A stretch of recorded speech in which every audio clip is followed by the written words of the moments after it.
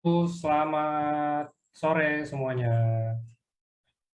Hari ini kita mau bahas tentang produk. Ya, jadi hari ini kita ada waktu untuk ngomongin bahas tentang gangguan-gangguan kesehatan deh, karena biasa kan kalau di hari Sabtu ini emang kita ada seminar kan, seminar kesehatan. Jadi hari ini kita mau bahas nih kebetulan tentang kolesterol. Nah, maksudnya apa sih? Jadi kita mau apa ya? Kayak lebih ke arah produk sih sebenarnya, cuman kita mau bungkusnya itu dengan beda.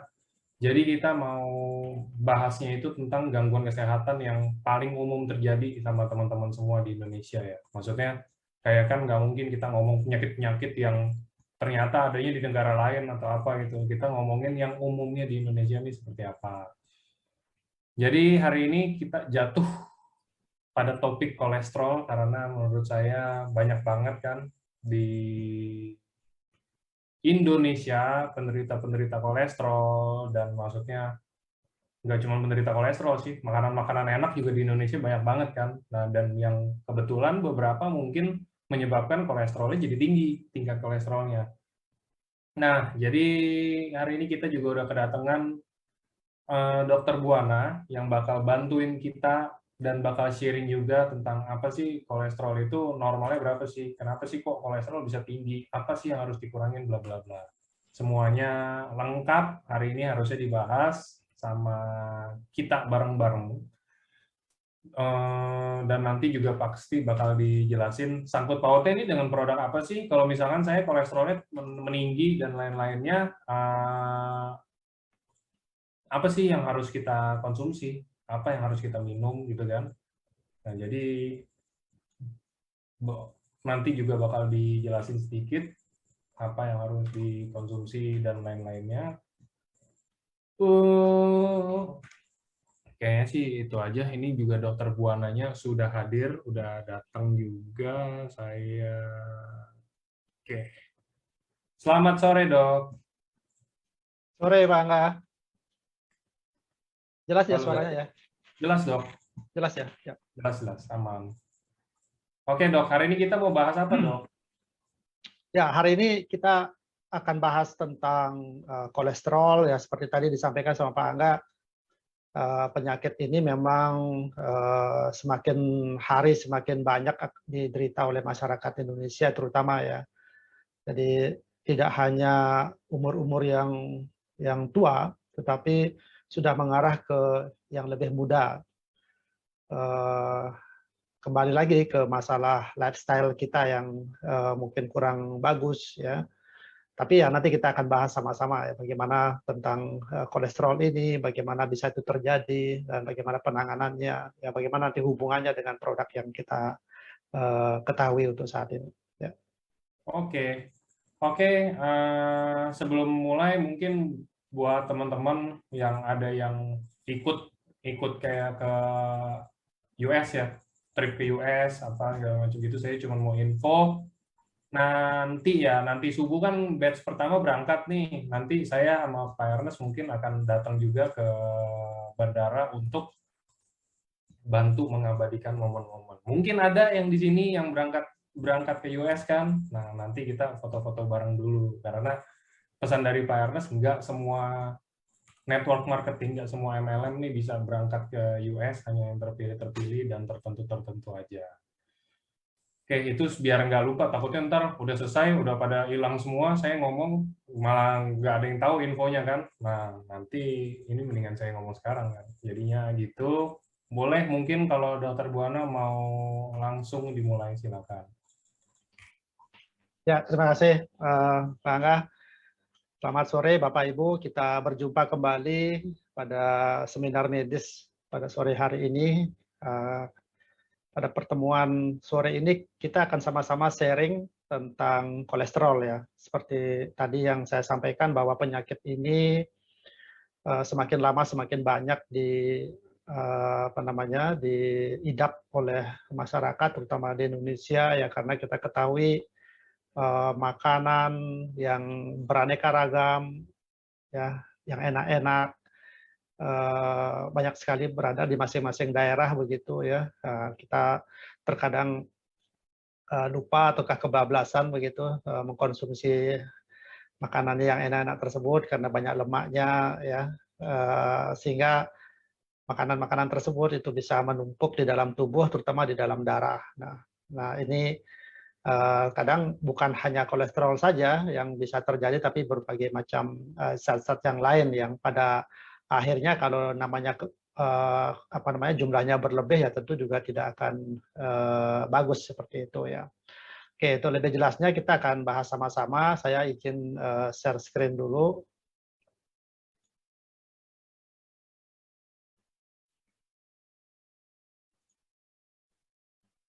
Ya, mudah-mudahan sudah dilihat ya. Oke, Bapak Ibu, bagaimana kita bisa menjaga kestabilan dari kolesterol yang di dalam darah? Ya, seperti tadi disampaikan, kita memang harus dalam kondisi yang seimbang. Ya, seimbang itu dalam hal segalanya. Jadi yang baik dengan yang tidak baik juga harus seimbang. Ya, kolesterolnya pun akan bekerja dengan baik di dalam tubuh bila mana jumlahnya dalam kondisi yang normal ataukah dalam kondisi yang seimbang. Kalau kolesterol dalam kondisi yang rendah juga tidak bagus ya, karena ternyata kolesterol itu juga punya manfaat-manfaat yang sangat penting ya buat tubuh kita. Tapi dalam kondisi yang berlebih ya, kita sebut sebagai hiperkolesterolemi, itu pun menjadi pemicu untuk timbulnya berbagai macam penyakit yang serius juga yang bisa terjadi gitu ya.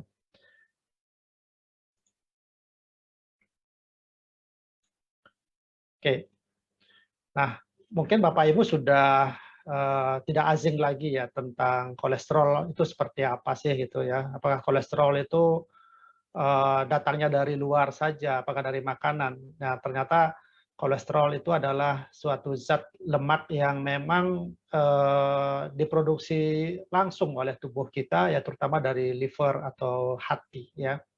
Jadi tubuh kita melalui hati itu memproduksi kolesterol ini dalam kondisi yang normal ya, dan kolesterol ini juga ditemukan pada semua sel di dalam tubuh kita ya. Nah, kenapa kolesterol tersebut ada dalam semua sel di dalam tubuh? Ternyata ini memang kolesterol memiliki satu kegunaan yang sangat baik sekali buat tubuh kita ya. Nah, selain kolesterol tersebut diproduksi oleh tubuh kita sendiri, juga terdapat pada makanan-makanan ya yang kita konsumsi sehari-hari. Ya, ada berbagai macam makanan yang kandungannya mengandung kolesterol ya. Dan inilah yang salah satu menjadi pemicu sehingga kadar kolesterol di dalam darah itu bisa sangat meningkat sekali. Nah, Bapak Ibu, kolesterol di dalam tubuh kita yang awalnya diproduksi oleh hati. Jadi pada saat dihantarkan ke seluruh sel yang mempergunakan kolesterol tersebut di dalam metabolismenya ataukah di dalam fungsinya, itu dihantarkan melalui darah ya. Jadi dia beredar melalui darah dan itu diikat oleh protein namanya ya. Nah, jadi kolesterol itu tidak bisa dia berjalan sendiri gitu ya, tidak bisa dia bergerak sendiri menuju sel-sel, tetapi dia harus diikat oleh protein. Nah, ikatannya ini gabungannya antara kolesterol atau kita sebut sebagai lemak gitu ya, zat lemak dengan protein, ya itu yang disebut sebagai lipoprotein ya. Nah, jadi nanti kita akan lihat bagaimana penjelasan tentang lipoprotein yang kita kenal ya, karena di dalam pemeriksaan darah yang Bapak Ibu sering lakukan oleh petugas laboratorium, itu sering ada hasil-hasil pemeriksaan yang nanti muncul di sana, ada LDL, ada HDL ya, itulah yang nanti kita akan ketahui bersama-sama ya. Nah, Bapak Ibu, di dalam tubuh kita itu ada dikenal lipoprotein yang ada itu jenisnya ada dua ya. Yang pertama kita sebut sebagai lipoprotein dengan kepadatan rendah ya. atau bahasa Inggrisnya ya low density lipoprotein. Ini yang kita kenal sebagai LDL, ya, sebagai LDL. Nah, LDL inilah yang dikatakan sebagai kolesterol jahat. Ya, kenapa disebut jahat ya sebentar kita akan bahas. Yang kedua itu lipoprotein dengan kepadatan tinggi, ya high density lipoprotein. Nah, kebalikannya dari LDL, HDL ini disebut sebagai kolesterol yang baik. Nah, kenapa disebut baik gitu ya? Nah, penjelasan lebih lanjut seperti tadi saya katakan bahwa LDL dengan HDL ini memiliki kerja yang berlainan ya. Jadi LDL itu adalah mengangkut kolesterol dari organ hati. Jadi pada saat kolesterol tersebut diproduksi, nah pergerakannya ataukah distribusinya ke sel-sel tubuh itu akan diangkut oleh lipoprotein yang namanya LDL ya.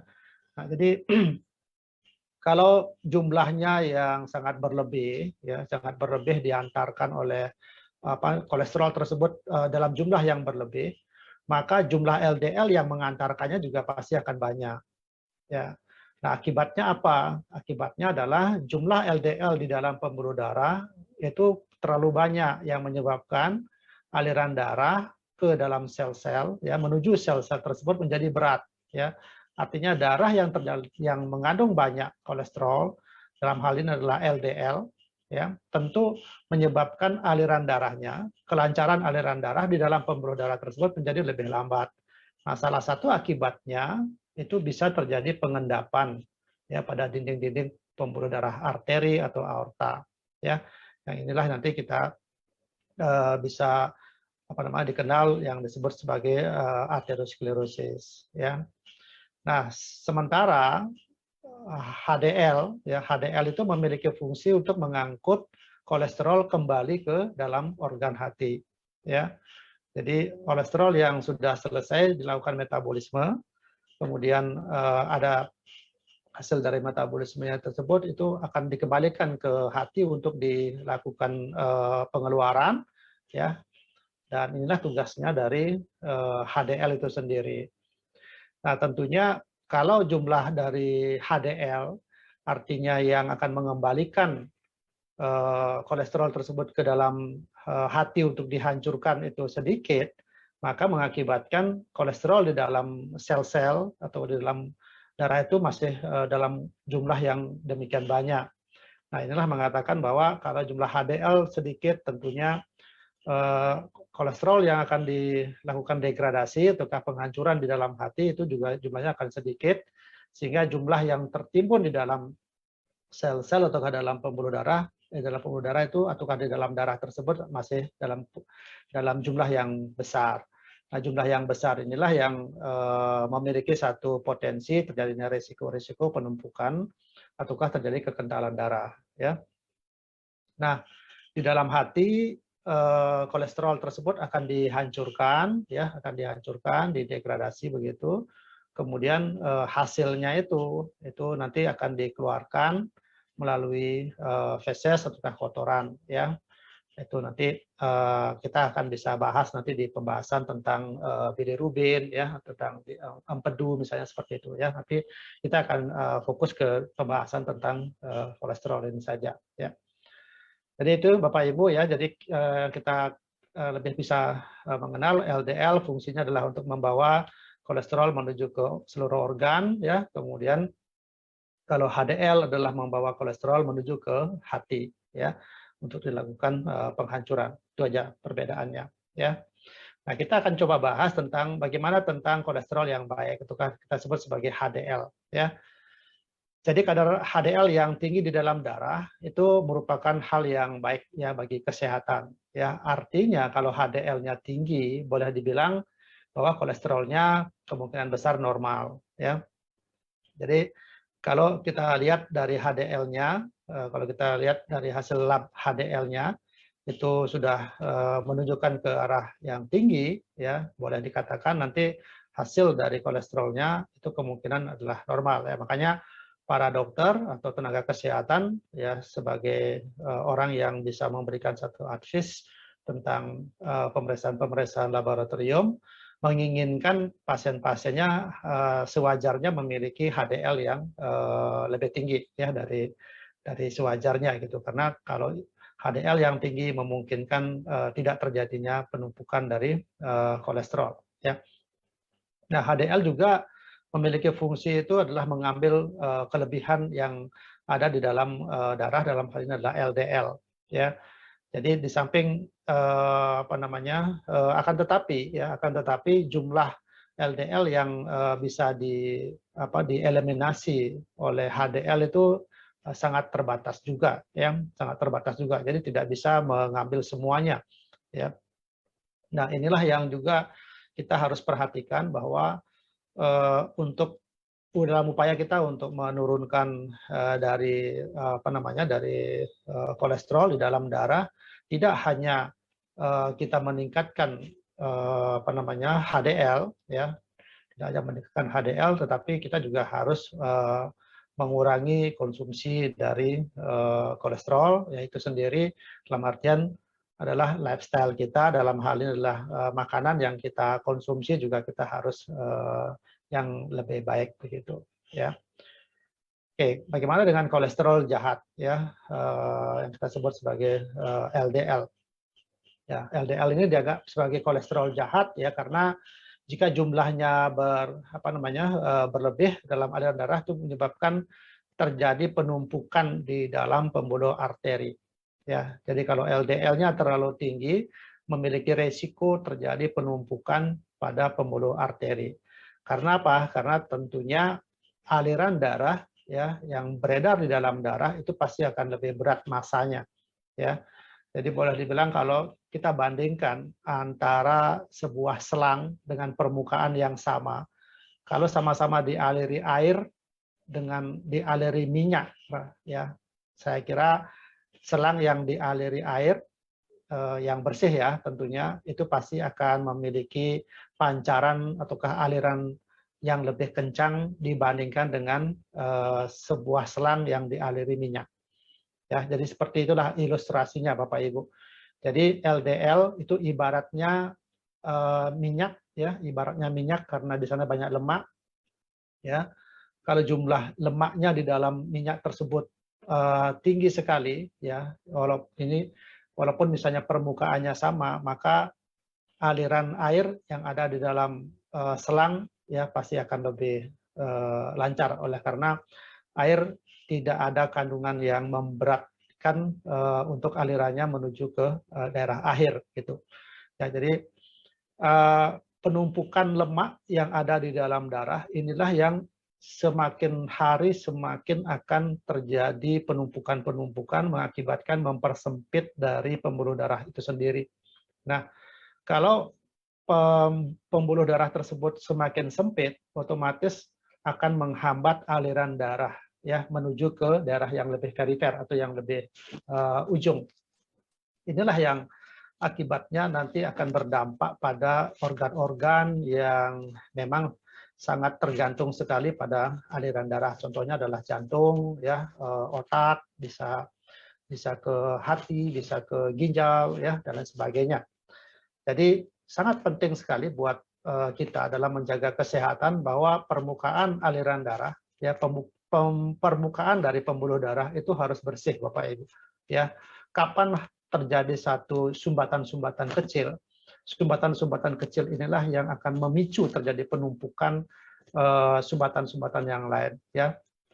Karena ya boleh kita lihat dalam kehidupan sehari-hari kalau terjadi hambatan aliran darah, tentunya itu juga akan mengakibatkan tempat yang sangat bagus sekali buat endapan-endapan darah atau endapan komponen-komponen darah termasuk kolesterol akan mengendap di tempat itu juga, dan semakin lama akan semakin menumpuk sehingga mengakibatkan bisa terjadi penyumbatan, ya. Penyumbatan pada pembuluh darah inilah yang akan menghambat, ya, akan menghambat aliran darah menuju ke daerah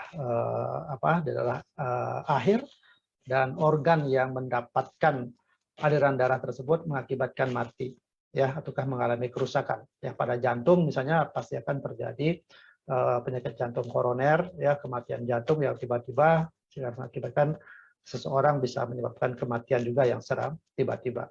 Nah, kalau dia mengalami penyumbatan pada daerah otak, itu mengakibatkan stroke, ya, bisa juga akibatnya adalah menyebabkan terjadi hipertensi, jadi tekanan darah yang semakin lama semakin meningkat. Nah, penyakit-penyakit yang seperti inilah yang dalam tahapan lanjut bisa akan dimiliki oleh seseorang tersebut dan bisa menyebabkan komplikasi yang bisa terjadi. Ya. Nah, salah satu cara ya untuk nanti menurunkan kadar kolesterol ya tentunya adalah kita lebih pada memperbaiki kebiasaan makan. Jadi Bapak Ibu tidak selalu kolesterol yang tinggi di dalam darah kita harus memulainya dengan sebuah obat yang memiliki fungsi untuk menurunkan kolesterol ya, tapi yang semua literatur yang ada di dalam ilmu kesehatan bahwa yang perlu kita perbaiki yang pertama adalah kebiasaan untuk makan. Yang kedua tentunya adalah melakukan olahraga yang teratur ya, kemudian menghindari kondisi-kondisi yang memang bisa menyebabkan peningkatan dari kolesterol tersebut, dan pada akhirnya kalau usaha-usaha tersebut sudah dilakukan, maka jalan akhirnya mungkin akan mengkonsumsi sebuah obat ataukah suplemen yang memang fungsinya untuk sebagai penurun kolesterol ya, itu juga perlu ya itu. Nah, penumpukan plak pada pembuluh darah ya, kalau kita mau lihat itu adalah salah satunya adalah dari kolesterol yang tinggi ya. Ini sebuah literatur yang sudah jelas disampaikan Bapak Ibu ya. Jadi kalau misalnya kita ataukah kita punya keluarga ataukah kita sendiri di dalam satu pemeriksaan kesehatan ya, terutama mungkin ke spesialis jantung ataukah spesialis bedah vaskuler misalnya, di dalam pemeriksaan yang lebih canggihnya melihat ada satu pembuluh darah atau beberapa pembuluh darah yang mengalami penyumbatan. Nah, salah satu isi dari penyumbatan tersebut pada umumnya adalah kandungannya adalah dari kolesterol itu sendiri. Ya, jadi kita sudah jelas mendapatkan satu gambaran bahwa tingginya kolesterol ini sangat memungkinkan terjadinya penumpukan plak pada pembuluh darah ya. Di samping juga ada beberapa kondisi-kondisi yang menyebabkan penumpukan plak ya. Ya, ini nanti kita akan bahas pada pembahasan yang berikutnya. Jadi pembahasan hari ini bahwa tingginya kolesterol di dalam darah itu memang sangat memungkinkan untuk terjadinya penumpukan plak ya. Nah, penumpukan plak di dalam pembuluh darah arteri kita sebut sebagai aterosklerosis ya, aterosklerosis. Jadi aterosklerosis ini adalah penyumbatan ya, ataukah penyempitan dan pengerasan dinding pembuluh darah di dalam arteri ya. Nah, kondisi ini merupakan penyebab umum ya, salah satu terjadinya penyakit jantung koroner ya. Salah satu saya katakan ya, salah satu untuk terjadinya penyakit jantung koroner. Penyakit jantung koroner ini adalah penyakit jantung utama yang sampai saat ini masih menjadi satu penyebab kematian yang tertinggi bagi masyarakat di Indonesia. Jadi kita perlu kita waspada ya, bahwa kejadian-kejadian yang seperti ini bisa saja menimpa ya. Kita tidak sadar bahwa sebenarnya di dalam tubuh kita sudah terjadi satu kondisi hiperkolesterolemi yang kadang kita tidak pernah tahu Bapak Ibu ya, karena pengukuran hiperkolesterolemi ini, pengukuran kolesterol di dalam darah itu harus melalui pemeriksaan laboratorium. Kita tidak bisa mengukur dengan cara luar ya, beda dengan beberapa kondisi penyakit tertentu ya. Tapi untuk mengetahui kolesterol ini itu harus melalui pemeriksaan darah dan itu diperiksakan ke laboratorium. Yang terjadi adalah kita memang sangat jarang ataukah tidak pernah melakukan pemeriksaan itu. Kita selalu menganggap bahwa diri kita itu adalah sehat ya, dan jarang untuk melakukan pemeriksaan laboratorium. Nah, satu kondisi terjadi satu keluhan ataukah gejala yang serius didapatkan, misalnya terjadi nyeri pada dada ya, yang didiagnosa sebagai chest pain seperti begitu ya. Jadi chest pain ini adalah gejala awal untuk terjadinya serangan infak miokard atau serangan kematian jantung begitu ya. Nah, ini kalau sudah terjadi yang seperti itu, kita memang baru menyadari bahwa oh ternyata di dalam tubuh saya terjadi penumpukan kolesterol atau trigliserid yang sudah lama terjadi. Jadi sekali lagi Bapak Ibu, penumpukan kolesterol di dalam pembuluh darah atau aterosklerosis ini tidak terjadi seketika, ya, tidak terjadi seketika, tapi ini butuh waktu yang lama, ya kita tahu untuk melakukan penumpukan sampai dia menyumbat itu pasti membutuhkan waktu yang demikian lama. Jadi tidak selalu mengatakan bahwa kalau kita makan makanan yang berlemak pada hari ini maka akan langsung menaikkan kolesterol dan menyebabkan penyumbatan. Ya, tidak seperti itu, tetapi kebiasaan kita yang seperti itu akan lama-lama kita pelihara, maka potensinya akan terjadi satu penumpukan atau aterosklerosis pasti akan besar. Ya. Nah, tadi saya sempat mengatakan bahwa kolesterol sebenarnya ini adalah dibutuhkan sekali oleh tubuh kita, ya Bapak Ibu, ya. Jadi jangan berupaya untuk menurunkan kolesterol serendah-rendahnya, itu tidak bagus juga, ya. Tetapi kita menginginkan kadar kolesterol yang normal, ya. Karena apa? Karena kolesterol ini memiliki manfaat. Yang pertama adalah melindungi sel, ya. Ini melindungi sel. Sel yang dimaksud di sini adalah dalam lapisan terluar dari sel.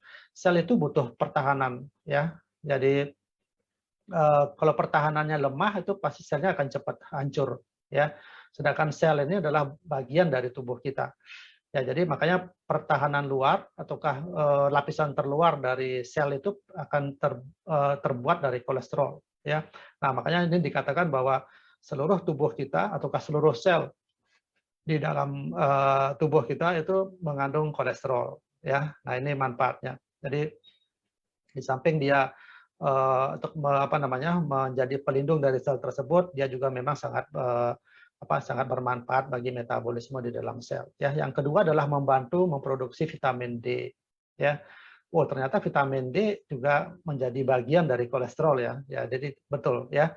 Jadi ini adalah caranya adalah mengubah kolesterol, ya, itu yang ada di dalam kulit menjadi kalsitrol, ya. Nah, itu kalau ini nanti bekerja sama dengan dengan matahari, ya. Kenapa kita disarankan untuk berjemur, ya begitu, ya, untuk berjemur di pagi hari di jam-jam tertentu.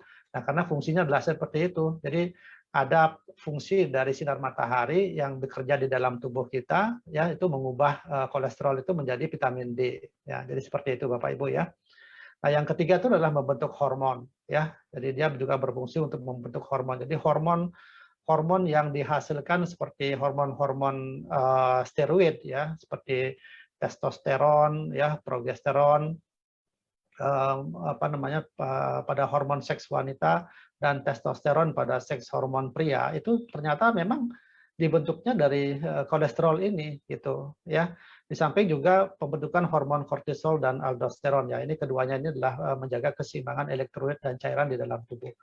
Nah, jadi Bapak Ibu, ya, dalam kondisi yang seimbang, ya, dalam kondisi yang seimbang, jadi fungsi kolesterol ini pasti akan juga membuat keseimbangan di segala bentuk, ya, yang bagaimana membentuk tubuh kita ini semuanya dalam kondisi yang demikian seimbang seperti itu, ya. Jadi termasuk dalam pembentukan hormonal. Nah, yang keempat itu adalah membentuk asam empedu, ya. Jadi fungsinya adalah membentuk asam empedu. Jadi asam empedu ini kan dibentuk di hati atau di liver, ya, dengan bantuan kolesterol di dalam darah. Nah, ini fungsinya adalah untuk memecah lemak, ya, memecah lemak dan dan dikeluarkan nanti di dalam usus bergabung dengan feses, ya. Jadi ya, kolesterol juga sangat memang berguna juga untuk membentuk asam empedu. Nah, sedangkan yang kelima ini membentuk menjaga fungsi otak. Jadi otak kita kandungan kolesterolnya itu cukup tinggi, ya, sekitar 25%. Nah, kenapa seperti itu? Karena ini memang fungsinya sangat bagus sekali, ya. Memperlancar sambungan antar saraf yang kita sebut sebagai sinaps, ya. Itu mengatur fungsi otak, terutama untuk sebagai pengingat, ya. Fungsi lainnya itu adalah menjaga kesehatan otak, memelihara sel-sel otak. Nah, jadi demikian pentingnya kolesterol ini jangan sampai dalam kondisi yang hipokolesterol ataukah kolesterol dalam jumlah yang rendah ataukah kolesterol dalam jumlah yang tinggi, yang kita sebut sebagai hiperkolesterol. Jadi kita berupaya untuk menjaga yang keseimbangan tersebut, ya. Nah, bagaimana kita bisa mendiagnosis bahwa kita memiliki hiperkolesterol ataukah tidak gitu, ya? Ya tentu mendiagnosis kolesterol ini harus melalui pemeriksaan darah di laboratorium seperti tadi saya katakan, ya. Pemeriksaan darah tentunya darah kita diambil, ya, darah kita diambil ataukah melalui satu kondisi misalnya sebelum pengambilan kita harus menjalani puasa dulu, ya, minimal 10 sampai 12 jam. Jadi ada hal-hal yang memang kita harus persiapkan seperti itu, ya. Nah, dari hasil itu nanti akan beberapa jam kemudian hasil pasti akan dikeluarkan dari laboratorium, ya. Tentunya juga ada beberapa kondisi-kondisi yang bisa juga kita mengindikasikan bahwa seseorang itu mengidap satu kondisi kolesterol. Jadi misalnya pemeriksaan fisik, ya. Kemudian dari cerita pasien menyampaikan ada keluhan-keluhan dan sebagainya, kemudian ditindaklanjuti dengan pemeriksaan fisiknya. Kemudian ada pemeriksaan riwayat keluarga. Nah, pemeriksaan riwayat keluarga ini memang sangat sangat berhubungan sekali. Jadi kalau ada keluarga yang memiliki penyakit kolesterol ataukah penyakit jantung ataukah penyakit komplikasi dari kolesterol tersebut, pada umumnya keturunannya juga akan memiliki keluhan yang sama seperti itu. Jadi sangat berhubungan, ya, bahwa keturunan, ya, kolesterol ini memang keturunan, yang artinya bahwa seringkali memang pasien-pasien mengatakan bahwa saya sudah mengkonsumsi makanan yang tidak terlalu banyak mengandung lemak, dokter. Ya, tetapi kenapa saya kena kolesterol itu? Tapi ini yang kita hanya bisa jelaskan bahwa hubungan genetik, jadi orang tua ataukah neneknya ataukah kakeknya itu bisa menurun kepada seseorang, ya, kepada cucunya. Dan dalam kondisi yang seperti itu, dalam kondisi genetik ini memang sangat rentan sekali ataukah sangat sensitif sekali bila mana ada asupan makanan yang sedikit saja itu bisa mempengaruhi tingginya kolesterol ataukah memang di dalam tubuhnya memang sudah memiliki satu kans yang besar untuk terjadinya hiperkolesterol, ya. Jadi sekali lagi diagnosis utamanya adalah melalui pemeriksaan darah yang di laboratorium, nanti kita akan sandingkan dengan standar yang dimiliki. Nah, ini kadar kolesterol yang normal bagi orang dewasa, ya Bapak Ibu, ya. Saya ambilkan kadar-kadar dari orang dewasa. Contoh ini kan kadar kolesterol total orang dewasa normalnya antara 125 sampai 200 mg per desiliter, ya. Artinya batas bawah, ya, atas bawah itu 125 dan batas atasnya adalah 200, ya. Nah, ini yang bisa kita lihat. Kemudian kadar LDL normal, ya, kadar LDL itu lemak jahatnya, ya, itu kurang dari 100 mg per desiliter. Ini yang kita harus capai, ya.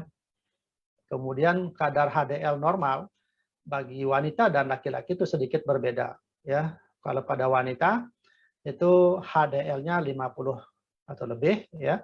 Kemudian kalau pria itu sedikit di bawahnya itu 40, ya. Nah, ini apa yang kita harus capai, ya. Kita harus dimiliki oleh kita, ya, untuk dalam upaya menjaga kadar kolesterol di dalam tubuh itu dalam kondisi yang yang normal, bukan kondisi yang sehat. Jadi ini kita bisa pakai sebagai patokan, ya Bapak Ibu, kalau misalnya di dalam kita mengalami satu kondisi kesehatan yang kira-kira memang mengarah ke sana. Ini contohnya kita ada hipertensi, ya, ataukah kita sudah berusia 40 tahun ke atas, saya kira memang sangat penting kita melakukan medical check up, ya. Atau kita memiliki kondisi penyakit-penyakit, misalnya ada penyakit diabetes, ya, kita punya penyakit jantung, penyakit ginjal misalnya. Tentu hal-hal yang seperti itu pemeriksaan ini memang wajib kita lakukan ya, karena dari sana kita akan bisa melakukan treatment ataukah upaya apa yang bisa untuk menurunkan dari kolesterol itu ya. Nah, siapa yang harus diperiksa? Artinya siapa yang memiliki potensi ya memiliki kolesterol yang tinggi ya. Yang pertama adalah bagi Bapak Ibu yang memiliki gejala kelebihan berat badan ya. Gejala kelebihan berat badan ini tentunya harus kita hitung dengan benar ya, kapan dikatakan sebagai obesitas ya, kapan dikatakan tubuhnya tidak mengalami obesitas ya. Tetapi apakah ini tidak berlebihan begitu? Apakah semuanya? Ya memang sewajarnya bahwa faktor usia juga memang bisa menjadi satu faktor yang mewajibkan orang untuk melakukan medical check up ya. Jadi saya sarankan sih umur 40 tahun ke atas itu selayaknya setahun atau setahun sekali itu melakukan medical check up ya. Apalagi ditambah dengan orang-orang yang memiliki kelebihan berat badan ya. Yang kedua adalah memiliki tekanan darah tinggi ya, ini pasti ya. Kemudian mengidap diabetes atau memiliki penyakit-penyakit lain yang bisa meningkatkan kadar dari kolesterol. Apalagi kalau ada riwayat keluarga yang memiliki ataukah yang mengidap penyakit kolesterol itu ya.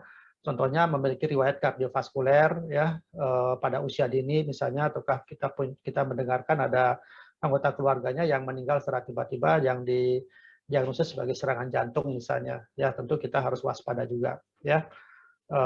Atau orang-orang yang memiliki stroke ringan ya, keluhan stroke ringan ataukah penyakit arteri perifer yang tiba-tiba misalnya ujung-ujung kaki ataukah ujung-ujung jari tangan itu mengalami kematian ataukah membiru ataukah menghitam secara tiba-tiba, itu patut kita waspadai bahwa ini ada suatu penyumbatan di dalam aliran darah. Nah, inilah yang memang seharusnya melakukan pemeriksaan ya kalau untuk mengetahui. Nah, gejala kolesterol itu seperti apa ya? Tadi saya sudah sampaikan, pada umumnya oleh karena kolesterol ini akan mengakibatkan hambatan-hambatan aliran darah menuju ke target organ, tentunya nanti pasti akan memunculkan satu gejala-gejala yang disampaikan oleh pasien ya. Misalnya terjadi keluhan pada nyeri pada dada misalnya ya, terjadi satu serangan-serangan stroke ya, dari ringan sampai ke memang gejala stroke yang agak berat begitu dan lain sebagainya ya. Jadi pada umumnya gejala kolesterol yang tinggi ini biasanya sudah disampaikan oleh pasien yang sudah memiliki gejala-gejala, dan oleh dokter yang melakukan pemeriksaan itu akan mengarahkan kepada faktor risiko ya untuk melihat kadar kolesterol yang tinggi di dalam pembuluh darah. Jadi tentunya ini yang harus kita antisipasi ya, supaya pada saat terjadinya serangan misalnya kita ketahui penyebabnya karena kolesterolnya tinggi, pada saat itulah kita memulai untuk melakukan satu treatment. Nah, Bapak Ibu, ini saran ya, bagaimana kita bisa menjaga kolesterol kita tetap normal ya. Jadi sekali lagi kita pasti memulainya itu dari menentukan pola makan yang sehat ya, pola makan yang sehat. Nah, pola makan yang sehat itu yang saya katakan tadi, 4 sehat 5 sempurna ya, 4 sehat 5 sempurna itu jenis makanannya ya, jenis makanan dan minuman yang dikonsumsi. Tetapi dari yang kita maksud adalah dari sisi jumlahnya ya.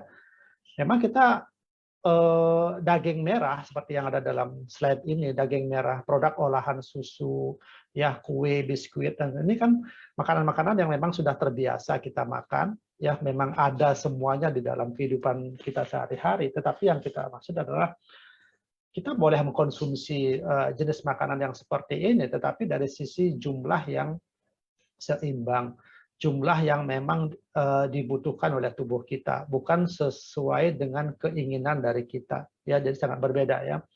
Kalau kita mengatakan keinginan, tentu makanan biskuit yang enak, ya kue yang enak pasti kita akan konsumsi lebih banyak tentunya ya. Daging merah yang tentunya sangat dimasak dengan olahan bumbu yang demikian yang demikian enaknya, pasti menginginkan kita pasti akan mengkonsumsinya dalam jumlah yang banyak. Inilah yang kita harus tetap jaga, itu maksudnya ya. Jadi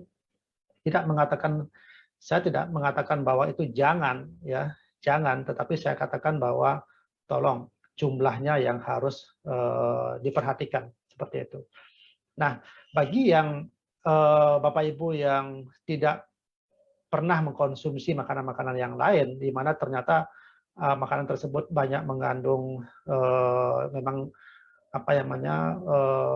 bisa untuk menekan kolesterol itu, seperti ini asam lemak omega 3, ataukah kita mengkonsumsi serat yang lebih banyak ya, karena itu bisa sangat bagus sekali untuk pencernaan ya, misalnya biji-bijian ataukah buah-buahan yang buah apel atau buah-buah pir.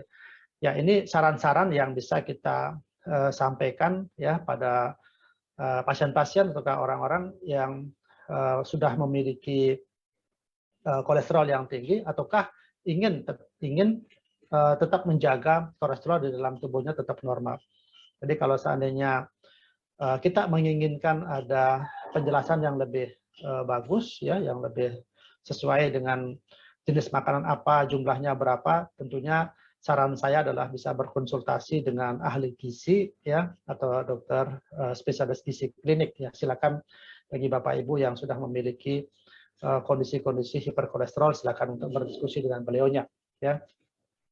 Nah, yang kedua adalah melakukan olahraga secara teratur Bapak Ibu ya. Olahraga secara teratur. Nah, ini kalau kita sering dengar ataukah kita sering bercanda sama teman-teman, kamu sudah olahraga belum?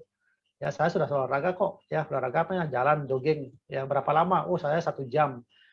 Nah, apakah 1 jam itu sudah mengatakan bahwa kita sudah berolahraga dengan tepat? Ya. Nah, ini ada tips ya, Bapak Ibu. Ya. Jadi, kalau seandainya kita menginginkan kita menginginkan olahraganya itu yang seperti apa sih, gitu ya. Nah, jadi gini.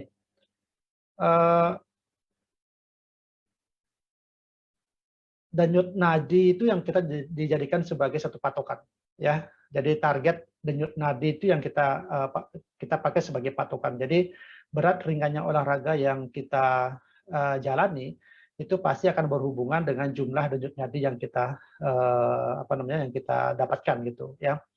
Jadi denyut nadi maksimal ya. Denyut nadi maksimal itu rumusnya adalah konstanta 220 dikurangi usia.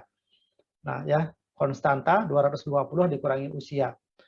Nah, itu adalah denyut nadi maksimal. Nah, denyut nadi yang kita inginkan yang memiliki yang kita memang menjadi target ya, yang kita menjadi target untuk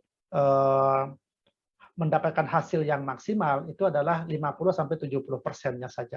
Ya, ini yang dianjurkan.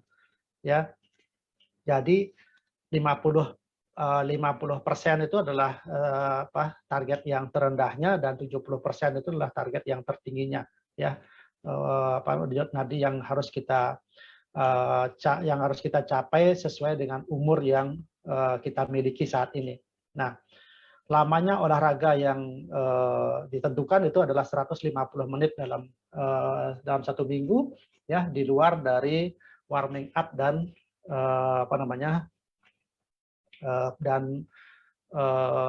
selesai olahraga ya, atau kita sebut sebagai cooling down. Jadi kalau misalnya ini contoh ya Bapak Ibu, ini contoh saja, misalnya sekarang kita usianya 50 tahun ya, seperti saya ya 50 tahun, jadi denyut nadi maksimal saya adalah 220 dikurangi 50 tahun. Jadi adalah 170 ya. Ini denyut nadi maksimal saya ya. Nah, anggaplah misalnya tadi kan disampaikan capaiannya adalah 50 sampai 70% ya. Ya, saya ambil tengah-tengahnya lah ya. Saya ambil tengah-tengahnya misalnya 60%. Jadi 60% ini saya kalikan 170 ya, maka saya dapatkan 102 kali per menit. Ini adalah denyut nadi yang saya harus pertahankan ya selama berolahraga, ya selama berolahraga. Jadi kalau kita bisa mempertahankan denyut nadi sebesar begini ya selama sekian lama kita berolahraga, ya itu akan memiliki kemampuan untuk bisa menurunkan ya dari sisi berat badan, menurunkan kadar-kadar kolesterol misalnya atau gula darah dan sebagainya ya. Nah, itu yang diharapkan, itu standar yang diinginkan ya kalau kita ingin melakukan satu upaya penurunan berat badan ataukah kita mengendalikan kadar-kadarnya ya. Nah, misalnya saja kita olahraga 3 kali seminggu ya Bapak Ibu. Misalnya saya berolahraga 3 kali seminggu, kalau saya dibagi dengan 150 menit, berarti satu kali olahraga saya harus bisa olahraganya 50 menit.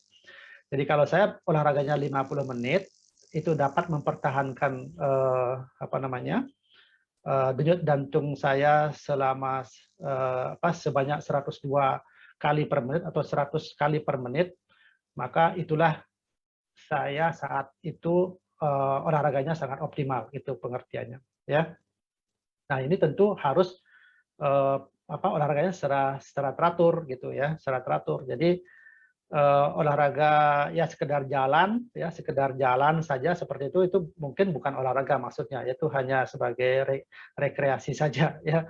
Jadi tapi manfaatnya mungkin tidak akan kita dapatkan itu. Jadi sekali lagi ini salah satu cara kita untuk menghitung berapa sih sebenarnya yang bagus, olahraga jenis apa sih yang saya harus jalani untuk menurunkan berat badan saya misalnya ya. Siapa tahu Bapak Ibu di sini ada yang mengalami obesitas misalnya ataukah yang ingin menurunkan kadar kolesterol melalui olahraga, saya kira ini juga menjadi satu acuan ya.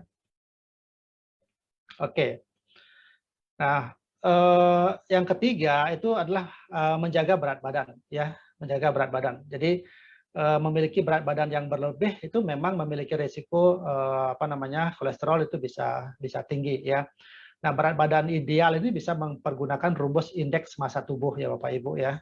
Indeks massa tubuh dengan rumus seperti ini ya. Jadi berat badan dalam kilogram dibagi tinggi badan dikalikan tinggi badan ya dalam bentuk meter ya. Nah, jadi nanti kita akan kita akan memiliki standarnya yang ada di slide yang sebelah kanan ini ya. Ini satu contoh saja. Ini saya ambil contoh diri saya sendiri ya, Bapak Ibu. Ini dari saya sendiri. Saat ini saya punya berat badan 83 kilo ya, 83 kilo. Kemudian memiliki tinggi saya tingginya 1,73 meter ya, 1,73 meter cm itu. Nah, kalau saya masukkan ke rumus, jadi berat badan 83 dibagi ya 1,73 dikalikan 1,73 ya, jadi 83 dibagi 3,06 dapatnya adalah 27,12. Nah, bagaimana kita bisa mengatakan apakah berat badan saya saat ini gimana? Apakah saya kurus ataukah normal, gemuk atau sangat gemuk gitu. Ya, dari indeks massa tubuh yang ada dalam standar ini 27,12 itu adalah kategorinya sangat gemuk Bapak Ibu. Ya. Jadi kalau saya sekarang merasakan bahwa postur saya cukup ideal gitu. Postur saya cukup ideal bagi saya.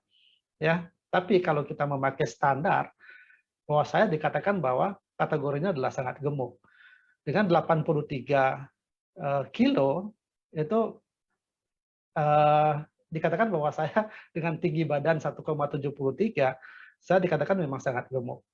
Jadi ya inilah pentingnya ya. Jadi dengan mengetahui nilai-nilai yang kita dapat yang kita sandingkan dengan standar, kita akan mengatakan bahwa saya harus melakukan upaya penurunan berat badan ya agar ya berat badan ideal saya tuh harusnya bisa tercapai ya.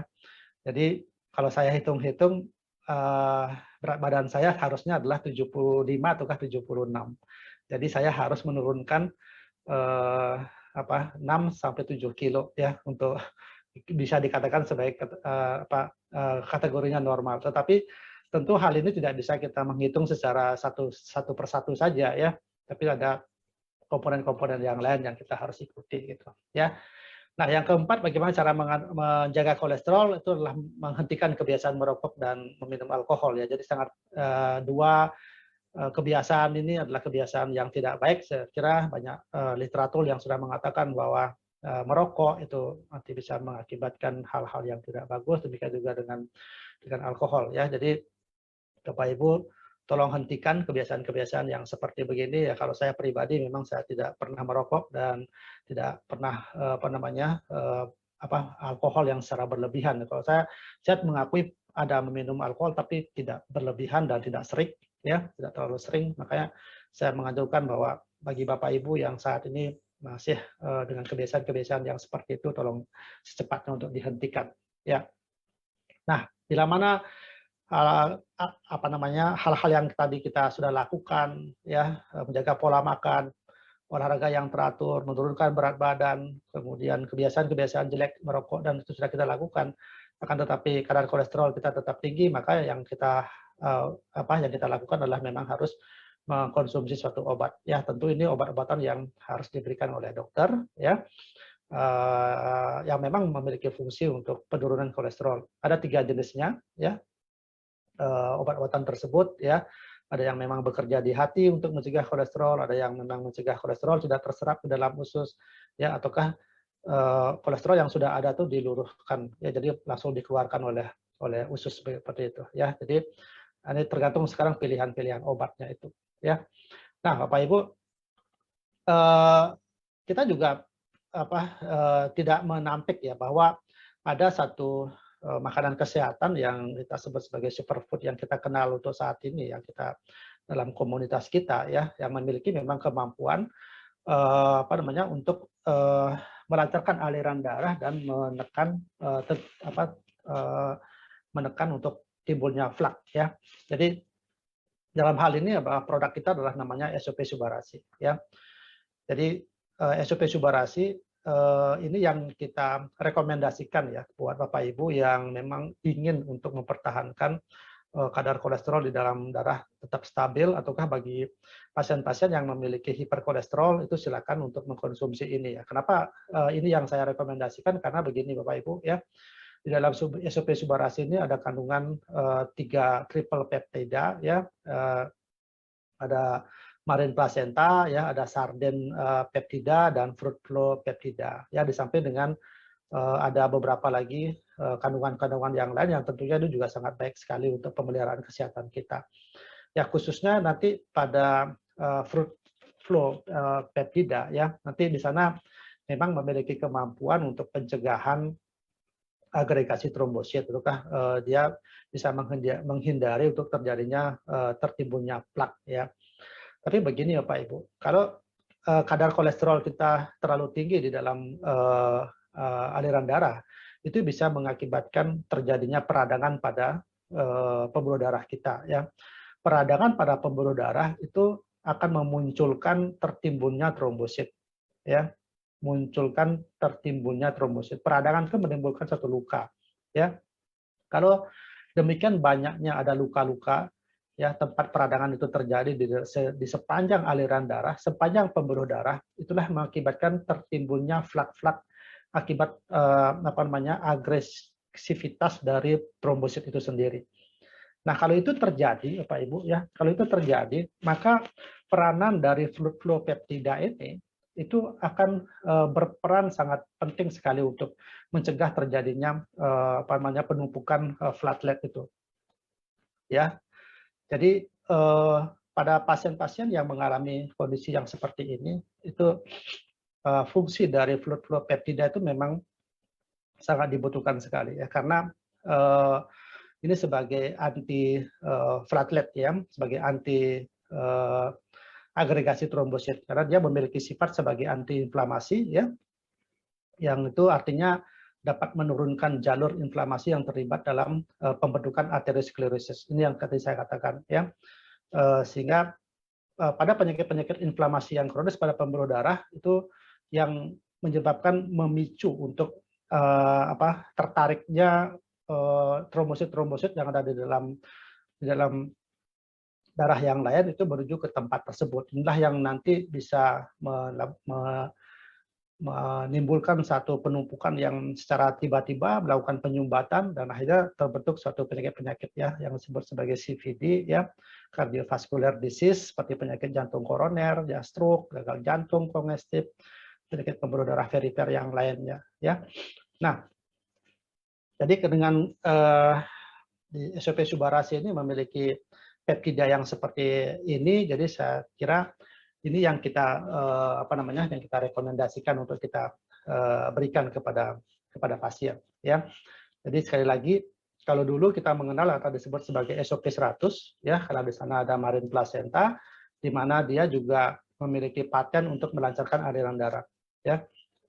Nah, sekarang SOP Subbarasi juga ditambahkan dengan peptida yang kita sebut sebagai fruit flow peptida ya, sebagai anti agregasi trombosit itu juga akan sama memiliki fungsi. Jadi silakan Bapak Ibu bagi yang saat ini sudah mengkonsumsi SOP 100 silakan itu dikonsumsi. Jadi kalau sekarang yang lebih banyak beredar di pasaran adalah SOP Subbarasi itu akan menjadi lebih bagus sekali ya. Karena kita tahu SOP Subbarasi itu adalah upgrade dari SOP 100. Jadi di dalam SOP Subbarasi juga terdapat kandungan SOP 100 ya. Jadi kehadiran dari SOP 100 maupun SOP Subbarasi itu memang diperuntukkan bagi masyarakat Indonesia ya, karena angka morbiditas dan angka mortalitas, angka kesakitan dan angka kematian pada penyakit-penyakit kronis terutama dalam pembuluh darah ini sebenarnya sangat besar di Indonesia. Ya. Nah, Bapak Ibu, saya sedikit menampilkan testimoni ya. Ini adalah hasil pemeriksaan darah saya yang barusan ya, yang dalam 1 minggu ini saya lakukan. Lalu kita lihat Bapak Ibu ya, kadar kolesterol saya itu 221 ya, ini kadar kode H, ini high ya, masih dikatakan high. Triglyceride saya 161, HDL saya adalah 45, ini kadar kode L, L itu namanya low ya, rendah ya. Sedangkan LDL saya 140 itu masih high ya. Inilah kondisi tubuh saya ya. Ini kondisi tubuh saya saat ini Bapak Ibu. Dan saya cukup happy kalau saya bilang ya. Kenapa saya mengatakan ini happy walaupun loh Dr. Buana itu kan hasilnya masih high dan low ya. Tidak ada yang normal begitu ya. Ini yang saya katakan Bapak Ibu. Kadang kalau kita hanya merasakan tubuh tanpa melakukan satu fakta, nah ini kan satu fakta ya, karena di sana sudah ada angka-angka ya, ada angka-angka. Tapi angka ini paling tidak ini adalah satu acuan kita ya, satu acuan kita untuk bergerak mau mengarah ke yang lebih baik gitu ya. Kalau tanpa ada angka ini barangkali apa hal yang selama ini mungkin kita lakukan, ataukah saya lakukan dalam kehidupan saya sehari-hari, misalnya dalam konsumsi maupun berolahraga, mungkin tidak akan membuat saya akan bergerak menjadi lebih bagus lagi gitu. Ya, tetapi paling tidak begini Bapak Ibu, angka-angka yang saya alami seperti ini sudah angka yang sedikit mengarah ke artinya gini, kalau saya ingin mencapai ke arah yang normal, ini tidak perlu effort yang terlalu besar gitu. Ya, jadi walaupun saya punya kadar kolesterol 221, kalau kita lihat di sini adalah maksimalnya adalah 200 misalnya begitu, saya perlu menurunkan hanya 21 mg per desiliter saja ya.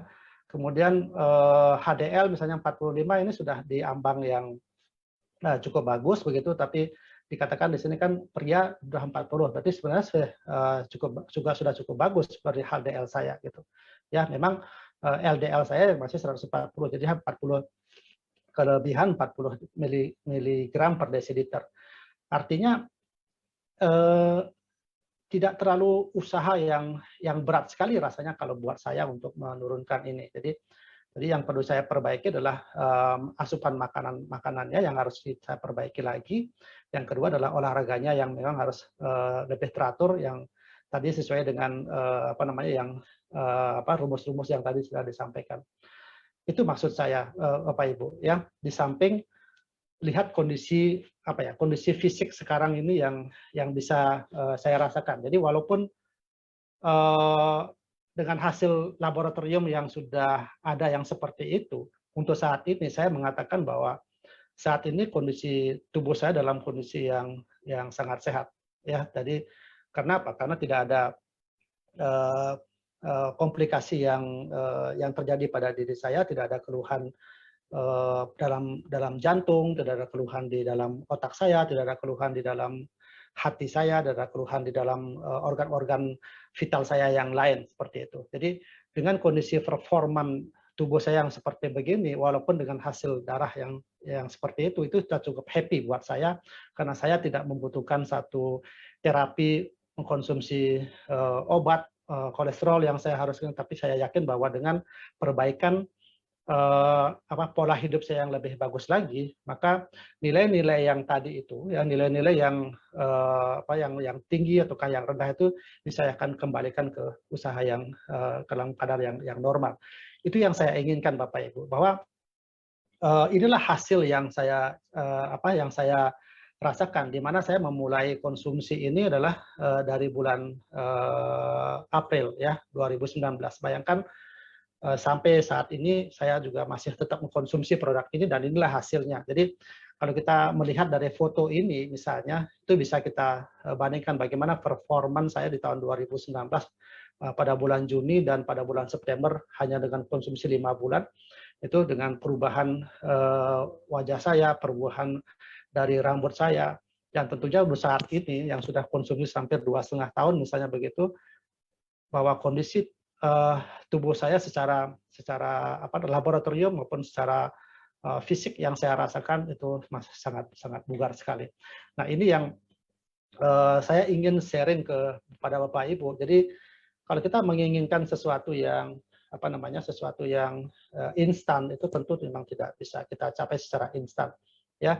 Tetapi kehadiran AFC ini ke Indonesia itu kalau kita lihat dari misinya adalah sebagai wadah transformasi, ya, sebagai wadah transformasi buat keluarga AFC, itu memang benar sekali. Jadi wadah transformasi itulah sebagai bentuk transformasi saya dari tahun 2019, April 2019 sampai sekarang saya memang melakukan investasi kesehatan buat kesehatan kita, dan itu saya dapatkan pada hari ini ya, buat saya dan keluarga saya. Itu juga sebuah transformasi buat saya. Ada juga mungkin transformasi dari sisi ekonomi ya. Jadi banyak cerita-cerita dari keluarga besar AFC yang tadinya tidak tidak memiliki uang, sekarang bisa memiliki uang dengan optimal, bisa menghidupi keluarga dan lain sebagainya. Tapi itulah sebagian dari transformasi. Tapi yang saya katakan di sini adalah transformasi kesehatan, karena investasi kesehatan itu sangat penting buat kita semua. Ya, jadi itulah yang bisa saya sampaikan kepada Bapak Ibu. Kita selalu harus menjaga kesehatan kita. Dalam hal ini karena sekarang kita berbicara tentang hiperkolesterol, tentang kolesterol, jadi kita jaga kadar kolesterol kita dalam kondisi yang normal. Kalaupun misalnya kita saat ini kita memiliki kolesterol yang tinggi, tapi kita akan bertransformasi. Ayo kita berusaha untuk mengembalikan ke kondisi yang normal, sehingga kesehatan kita akan terjaga setiap saat. Oke, terima kasih atas perhatiannya Bapak Ibu. Saya kembalikan ke Pak Angga. Kita mulai mungkin dengan sesi tanya jawab. Oke dok, boleh. Kita mulai tanya jawab.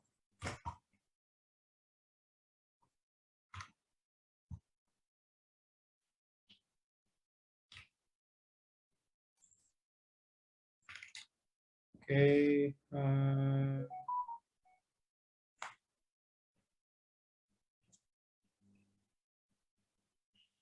kita salah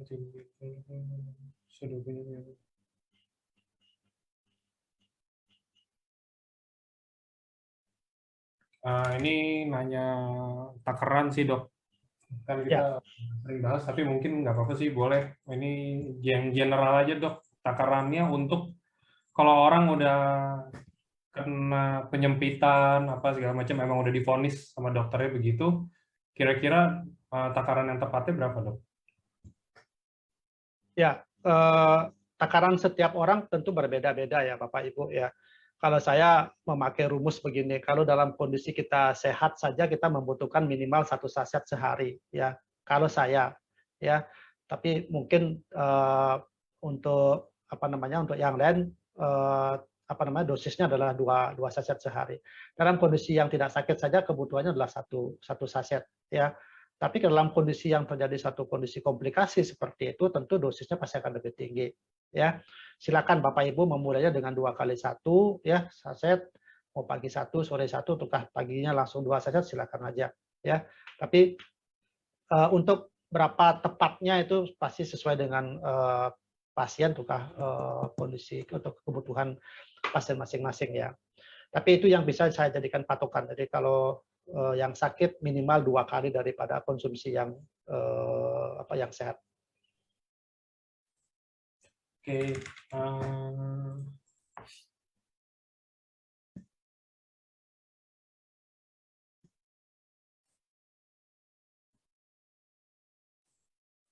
Dok, kolesterol tinggi itu nggak selalu disangkut pautkan dengan berat badan ya dok, karena saya kurus kecil, nggak kurus kecil sih, maksudnya tinggi 163 nih katanya, berat Ya. 51, tapi kolesterolnya tinggi.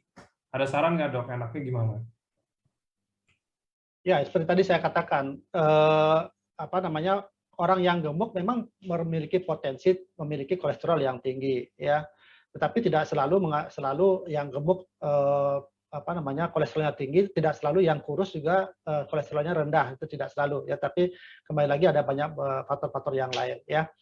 Nah, kalau terjadi yang seperti itu, kita kembalikan lagi ke pola hidup, ya. Ke pola hidup artinya mungkin asupan makanannya yang selama ini apa namanya kurang bagus misalnya ya, jenis makanan yang dikonsumsi juga perlu kita perhatikan. Saran saya sekali lagi adalah kalau selama ini Bapak Ibu sudah mengkonsumsi Subarasi misalnya, ya silakan itu disesuaikan kebutuhannya. Apakah mau ditingkatkan? Boleh ditingkatkan dok, silakan ditingkatkan itu lebih bagus lagi begitu ya. Kemudian konsultasi ke dokter itu sangat penting ya, minimal ke dokter penyakit dalam ya, siapa tahu memang dibutuhkan obat untuk penurunan kolesterol. Yang kedua adalah konsultasi ke ahli gizi ya, untuk bisa berkonsultasi dengan jenis makanan yang harus dikonsumsi ya, yang bisa juga dapat menurunkan kolesterol ya. Saran saya seperti itu.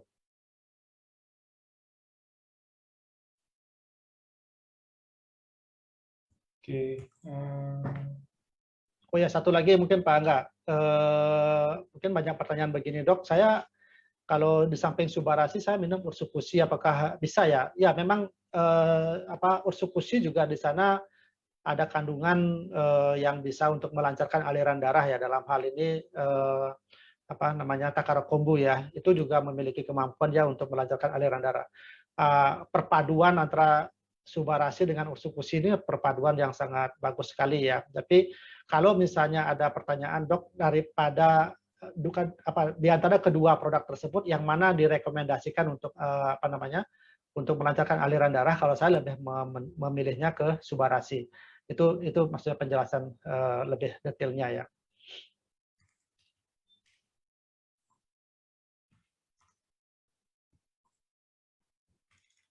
Oke.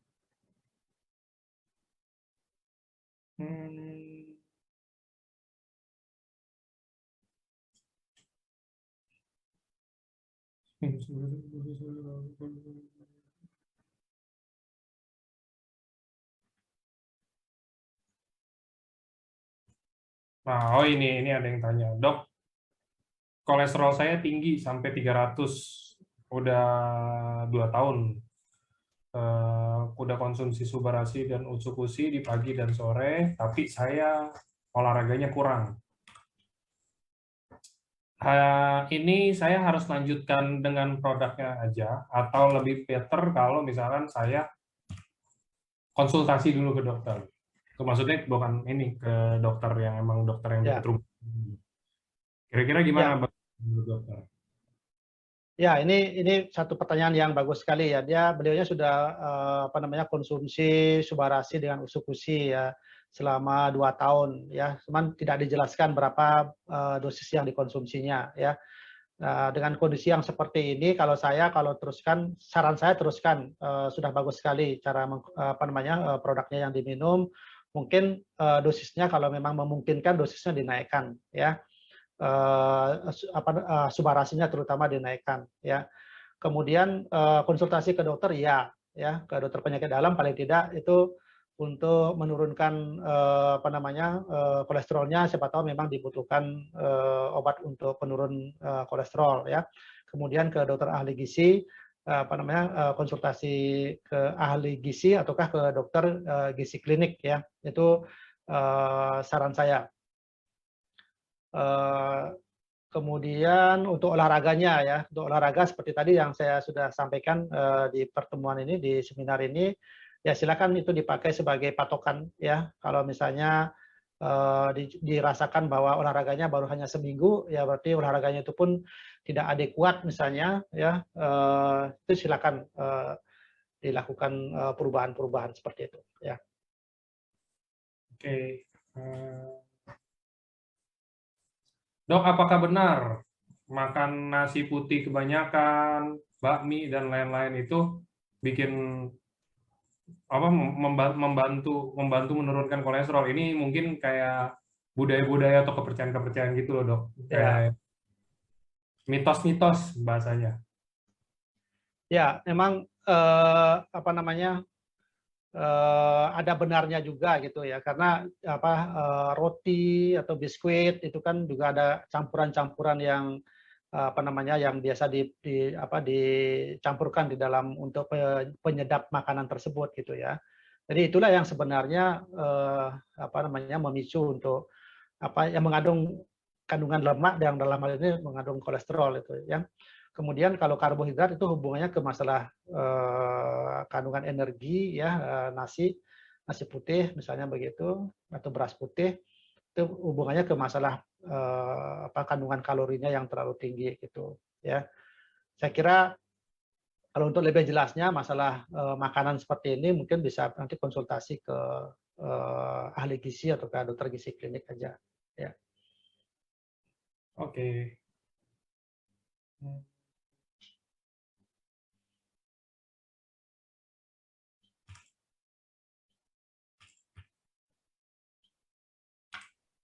Nah, ini ada bagus lagi nih Pak Angga. Ya.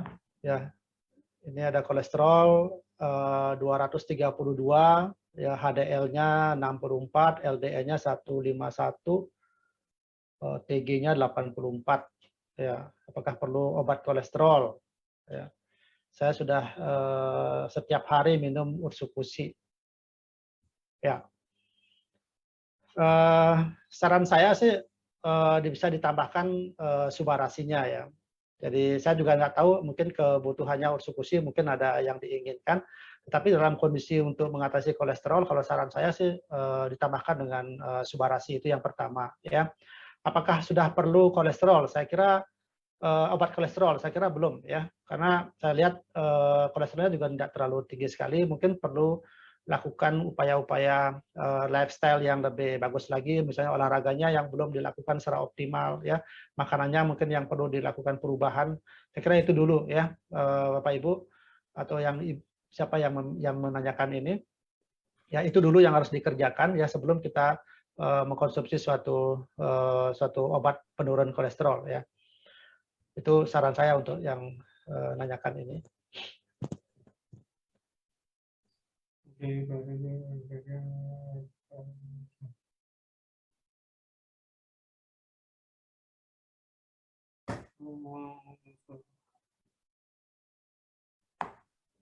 yang bertanya. Dok, kalau mau tahu cara kita, maksudnya kita ini kolesterolnya tinggi atau enggak, tanpa kita mungkin harus dengan serius kayak ke rumah sakit untuk check up atau apa kayak gitu. Yang gejala-gejala utamanya deh, maksudnya. Ya, kalau untuk gejala-gejala utama itu memang tidak khas ya, Pak Angga. Kalau untuk kita lihat ya, yang pasti ada sesuatu yang dia sampaikan, misalnya mengeluh sering kok saya dalam belakangan ini mengeluh sering pusing misalnya ya, atau sering cepat lelah begitu ya. atau kaki saya kok sering kesemutan atau tiba-tiba lebam-lebam begitu ya. Nah, dari gejala-gejala yang disampaikan itu pasti akan oleh dokter akan dilakukan pemeriksaan laboratorium, Pak. Jadi diagnosis pastinya itu adalah melakukan pemeriksaan laboratorium kalau kita ingin mengatakan bahwa kolesterolnya tinggi, rendah, ataukah normal gitu. Ya itu seinginnya. Jadi gejala yang disampaikan itu akan mengarahkan dokter untuk melakukan pemeriksaan tambahan. Ya. Oke.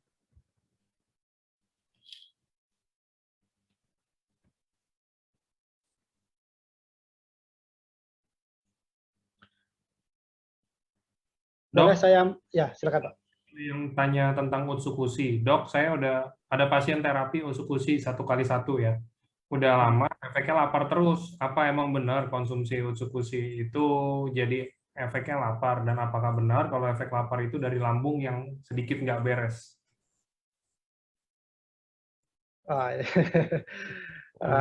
Agak susah juga jawabnya. Karena masing-masing orang tentu memiliki respon yang berbeda ya kalau minum Utsukushi. Ada yang Utsukushi katanya diare gitu ya. Bilang Utsukushi seperti tadi ini misalnya efeknya lapar terus begitu ya. Ada yang Utsukushi malah memang mengatakan bahwa pencernaan saya menjadi lebih bagus begitu. Ya memang betul ya bahwa Utsukushi ini membuat kondisi flora usus itu menjadi lebih bagus ya. Apakah dampaknya akan membuat menjadi lapar terus? Ya akan bagus kalau seandainya yang tadinya kita tidak pernah lapar, tidak pernah makan, jadinya kita akan menambah makan kan begitu. Itu efeknya pasti akan bagus juga kan gitu ya. Tetapi yang ya jangan sampai kebablasan, kalau makannya terlalu banyak juga nanti pasti akan terjadi, takutnya nanti terjadi efek-efek yang lain gitu ya. Nggak usah terlalu dipusingkan begitu ya. Maksudnya kalaupun misalnya harus lapar terus, mungkin ada pengendalian-pengendalian ya. Apakah itu oleh karena oleh karena faktor Utsukushinya atau memang benar seperti itu ya, bersyukur saja karena yang pasti ada keinginan untuk makan itu pasti akan lebih bagus begitu. Cuman setelah itu kita harus memang mengendalikan diri ya untuk menekan agar makanannya tidak dalam jumlah yang lebih banyak gitu.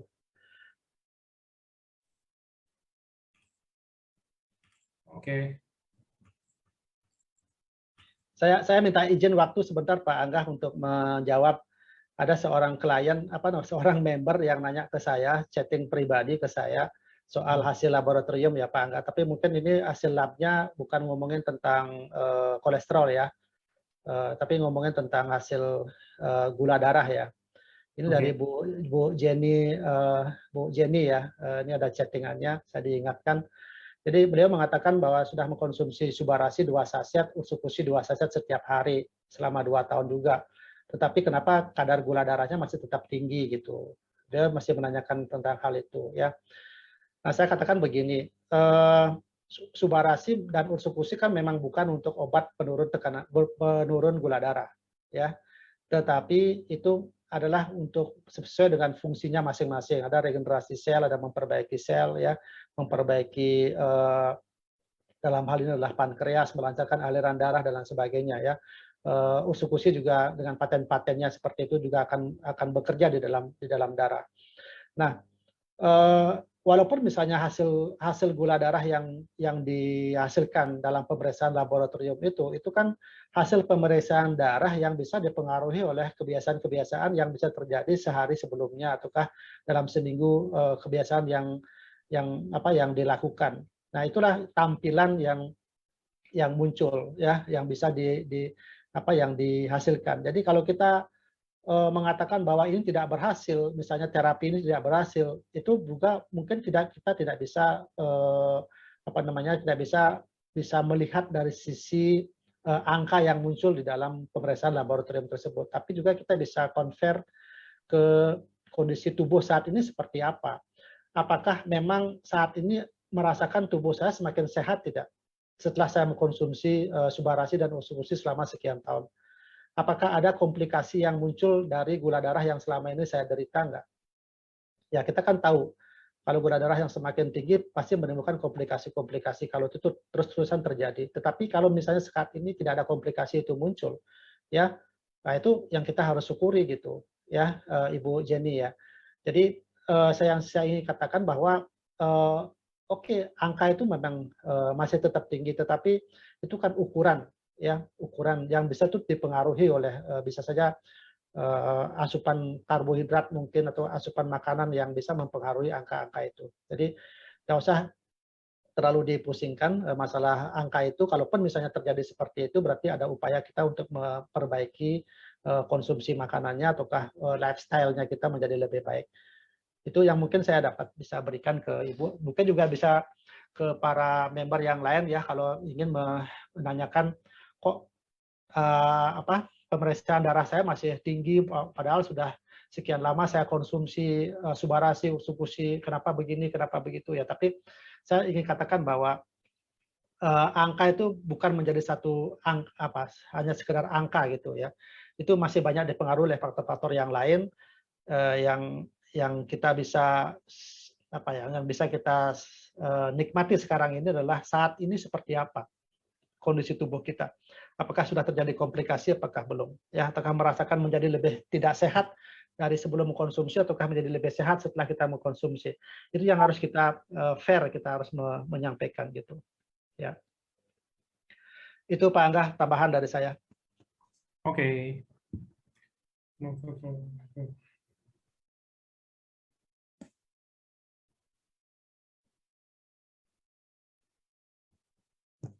Mungkin ada yang mau tanya lagi, teman-teman. Naik 10. Berapa lama baiknya konsumsi Subarasi dan Utsukushi kalau naik 10 sampai 20% dari angka normal, mungkin kolesterol. Ini ngomongin kolesterolnya. Ya. Optimalnya 6 bulan ya. Anggap umurnya 40 misalkan. Terus semuanya normal, nggak obesitas dan lain-lainnya. Kita main general aja, Dok.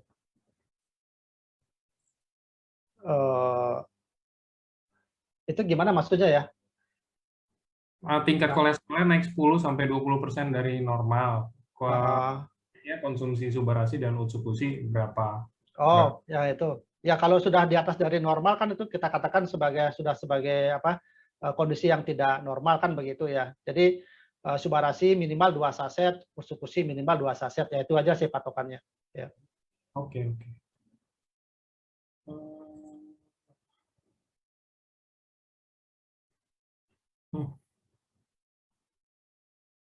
Oke.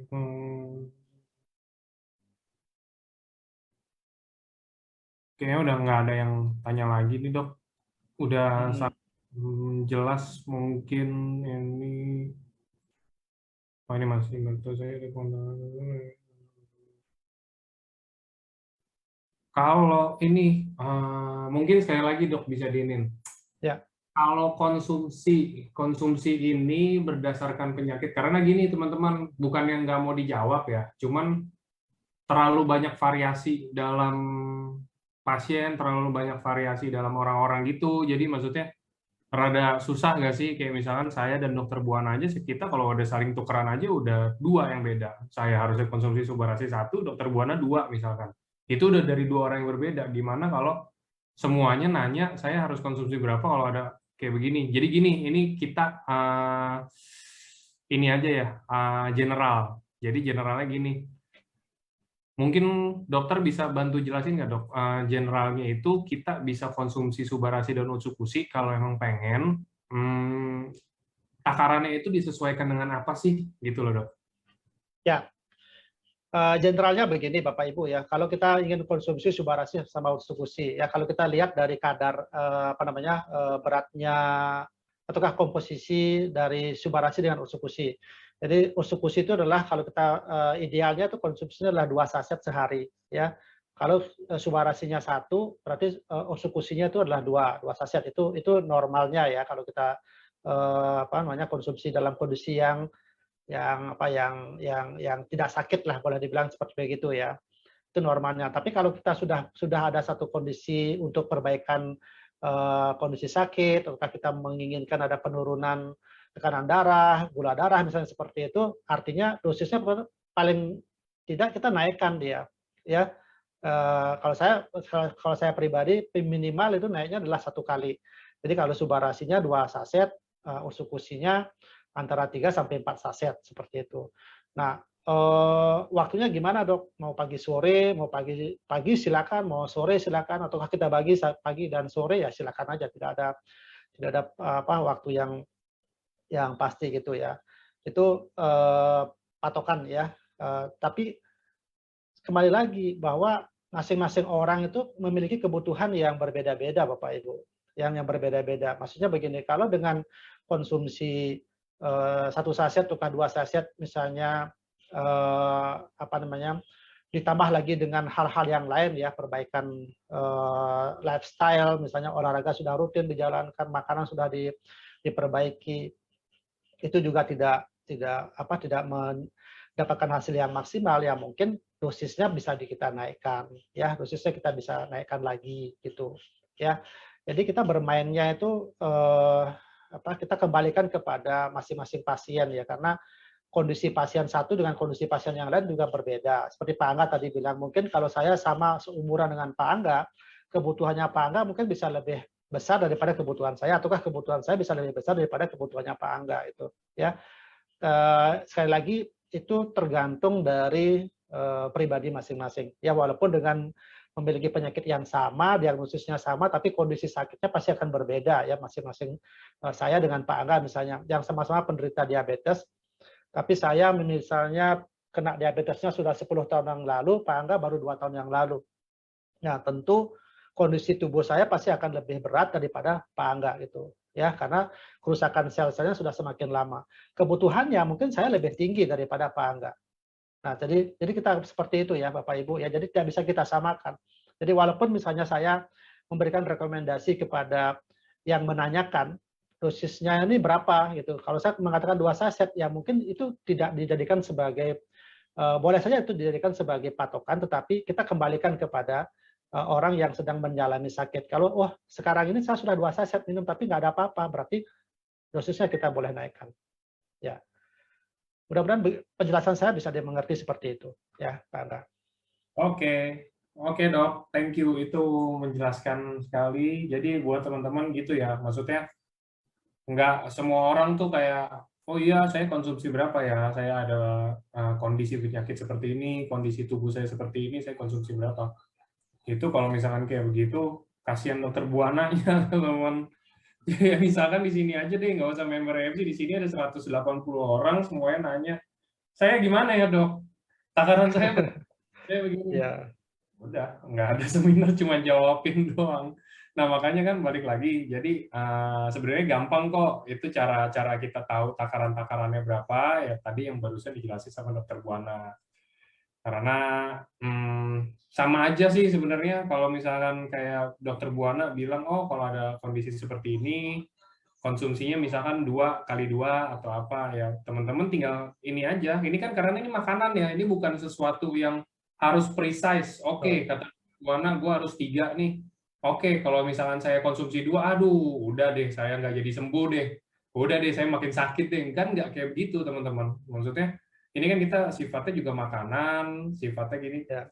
Ini nggak formal yang obat yang kayak gimana kok, ini bukan obat juga lagian gitu kan. Jadi aman aja. Jadi kalau misalkan ada harus berapa ya sesuai kebutuhannya aja.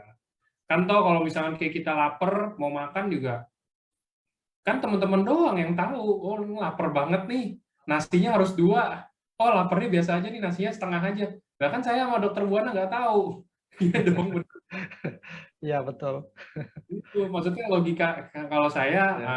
memberikan penjelasan yang gampang dimengerti aja. Mungkin itu bisa lebih ngerti sama teman-teman sih kayak gitu. Oke, kalau gitu thank you Dokter Buana buat waktunya hari ini. Thank you teman-teman Sama-sama.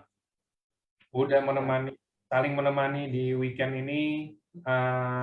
Sampai ketemu nanti di hari Senin, dan teman-teman jangan lupa nanti ada Grand LOP di Desember, Rabu ya, tanggal 15 Desember.